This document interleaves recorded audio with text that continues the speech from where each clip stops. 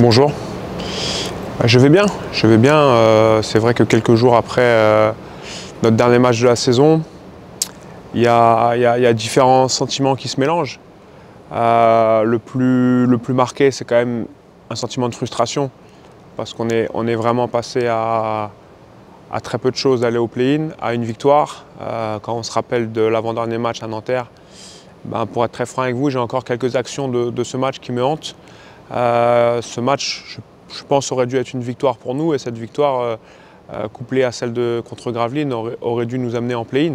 Après, en play-in, on ne sait pas ce qui aurait pu se passer, mais voilà, bon, le sentiment dominant, c'est cette frustration de ne pas avoir amené la SIG en play-in, parce que je pense qu'on n'était vraiment pas loin. C'est passé à une possession, à un tir raté, à un rebond défensif pas pris. Voilà, donc ça, c'est le sentiment dominant encore aujourd'hui, mais d'un autre côté, on est content d'avoir pu offrir une dernière victoire au public.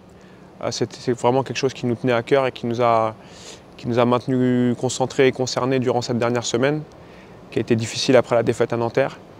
Donc voilà, il y a la satisfaction d'avoir pu offrir un spectacle pour la dernière de l'année intéressant à notre public. Bien sûr qu'il y a des points positifs à retenir cette saison. Il y a eu un groupe qui a réagi. Il y a eu des moments, c'est vrai, très, très bas, des enchaînements de défaites. Mais il y a quelques prestations de bon niveau.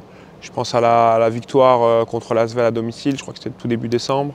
Il y a une qualification à Leaders Cup, ce qui n'était pas arrivé au club depuis quelques années.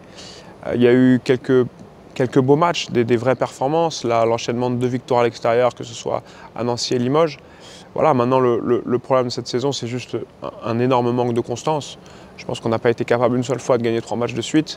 Et c'est ce qui fait la différence entre une équipe comme nous et des équipes qui ont fini quelques matchs au-dessus de nous. Parce qu'elles ont été capables, dans leur bon moment de la saison, d'enchaîner 3, 4, 5 victoires de suite. Ce que nous, on n'a jamais été capable de faire. Personnellement, moi, je n'ai pas de moteur particulier dans les moments difficiles. On fait du sport de haut niveau, c'est lié à notre activité. On gagne, on perd, on a des bons moments, on a 3 ou 4 victoires de suite. Bon, malheureusement cette année non, mais on peut avoir 3 ou 4 défaites de suite et on est tout de suite focalisé sur comment on fait pour redresser l'équipe, comment on fait pour améliorer notre performance. Donc je ne vais pas partir en dépression après une défaite. Moi en tout cas, ma façon de fonctionner, c'est de me remettre tout de suite dans le travail. Après une défaite, ce que j'ai envie, c'est de revoir le match immédiatement, pour essayer vraiment d'analyser à froid ce qui nous a manqué pour gagner ce match. Et c'est ce qui m'aide à me projeter sur le match d'après. Donc entre l'analyse du match précédent et la préparation du match suivant en scoutant l'adversaire, voilà comment en tout cas on a fait toute l'année. On n'a pas pleuré, on ne s'est pas arrêté de travailler pendant 2-3 jours parce qu'on perdait des matchs. On a essayé de travailler tout de suite, le plus vite possible, pour trouver les solutions. Voilà, on est en recherche de solutions permanentes, soit des ajustements tactiques, soit des changements dans les rotations. Mais c'est plutôt la façon dont je fonctionne et dont on a fonctionné cette année.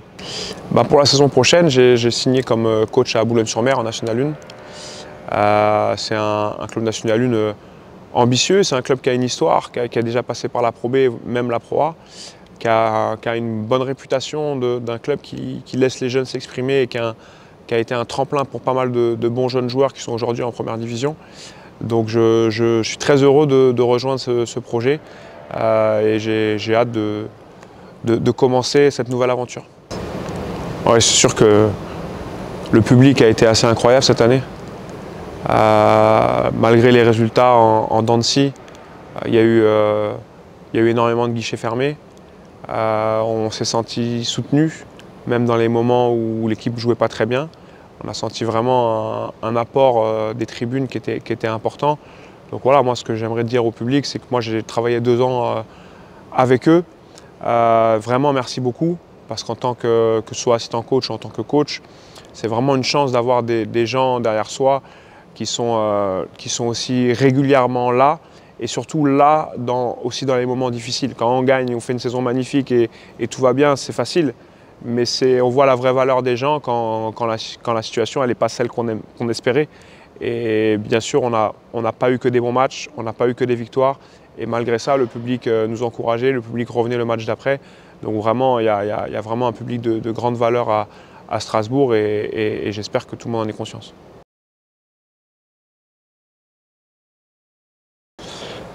Un dernier mot pour clôturer mon aventure à SIG Strasbourg, c'est merci. Merci à tellement de personnes. D'abord à Massimo Cancellieri et Nicolas Alberani d'être venus me chercher, parce que c'est eux qui m'ont recruté. Un grand merci à Laurent Villa d'avoir, dès qu'il a signé à Strasbourg, il m'a passé un coup de téléphone en me disant qu'il était content de travailler avec moi. Et dans ces situations-là, c'est pas toujours évident. Et là, on a eu une très bonne collaboration qui a duré seulement quelques mois malheureusement, mais en tout cas, on a vraiment bien travaillé ensemble. Merci à tous les gens de l'administratif, parce que c'est un club qui est vraiment structuré au niveau administratif, par des gens passionnés, par des gens qui aiment vraiment le club. Et ça, c'est une force. Pour moi, c'est une vraie force dans ce club. Et merci pour leur accueil, merci pour leur soutien.